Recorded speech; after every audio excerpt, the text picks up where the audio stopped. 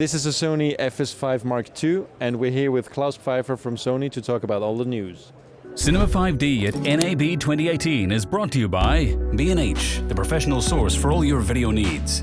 CVP, your one-stop shop for cine, video, photo, and more. Manfrotto, imagine more. And Sigma, the art in every lens. Hi, this is Nino from Cinema 5D, and we're here at NAB 2018 at the Sony booth with Claus Pfeifer. Thanks for having us. Welcome. We're here for the newly announced Sony FS5 II. So, Claus, let us know what's new about the Sony FS5 II. We know that the FS5 was a very popular, or is a very popular camera. It's very popular because it's very versatile camera, very small, grab and shoot, while still having a great picture quality.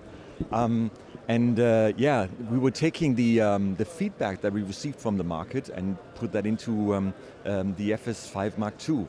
And one of the things that we did is using the color science that we worked on for Venice, for our high-end Cine Alta camera, and basically put that into FS5 II. So obviously it's still the same sensor and it's still the same electronics, but all the things we learned with Venice have now moved into FS5, and that means that the standard picture profile built into the camera is different, is more aimed at the compact cinematography market. If you want to create images that are maybe a little more pleasing, better in skin tones, better in the highlights, then this is what we put into the FS5 II. Okay, so does that mean that it will also be harder to match it with the original FS5? You can match it to the original FS5 if you're manually adjusting your picture profiles in the original FS5, but if you want to very close matching, then you need to have used two FS5s. That will still stay on the market, so it's not a replacement of the FS5, it's just an addition. Kind of the big brother. Other than that, what's new is that the RAW upgrade is included? Correct. That was another feedback that we received from a lot of our customers, that they like the FS5 in terms of outputting the RAW signal to external recorders, and then using, while still being very a compact camera, being able to record in 4K 50 or 60p on an external camcorder or recorder.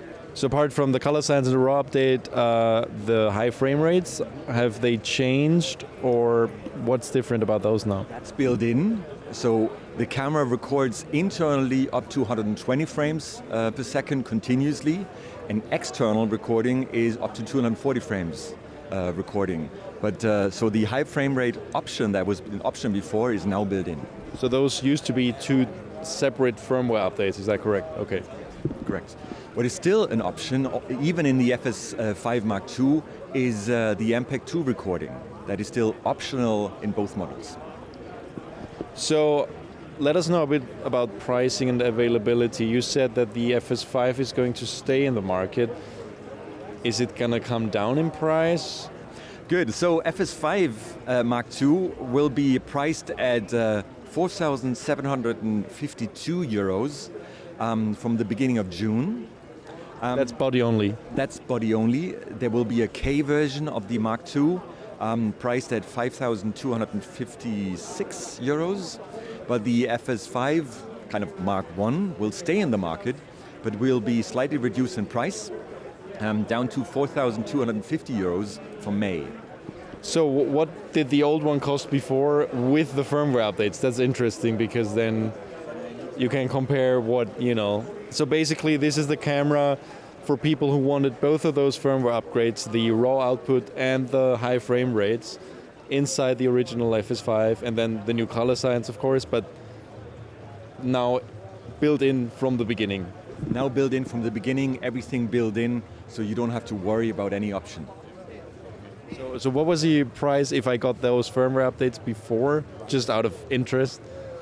5,093 euros, and now it's down to 4,250. So it's considerably cheaper, actually, for the original FS5.